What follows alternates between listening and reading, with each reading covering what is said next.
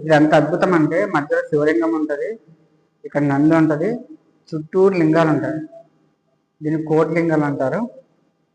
ఇక్కడ మొత్తం ఇదంతా అభిషేకం చేసింది అదండి.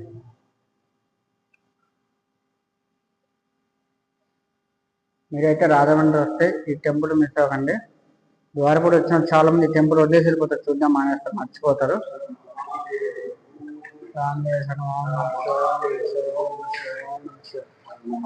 ఓం నమ శివాయ, ఓం నమ శివాయ, ఓం నమ శివాయ, ఓం నమ శివాయ, ఓం నమ శివాయ, ఓం నమ శివాయ, ఓం నమ శివాయ, ఓం నమ శివాయ, ఓం నమ శివాయ, ఓం నమ శివాయ, ఓం నమ శివాయ, ఓం నమ శివాయ, ఓం నమ శివాయ, ఓం నమ శివాయ. చూసారా రౌండ్?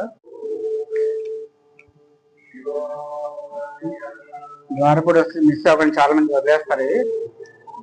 వెంకటేశ్వర టెంపుల్ ఉంటుంది ద్వారపూడిలో, శివ అదే అయ్యప్ప స్వామి టెంపుల్ పక్కనే. అలా ముందుకు వస్తే ఇక్కడ బాగుంది, చాలా బాగుంది కదా, చాలా ఎక్కువ వాటర్. ఇవన్నీ అభిషేకం ఉంది. చూడండి ఇక్కడ శివుడు మంది ఎప్పుడో వెళ్తుంది, ఇప్పుడు కాదు, చాలా సంవత్సరాలు అవుతుంది, 100 సంవత్సరాలు.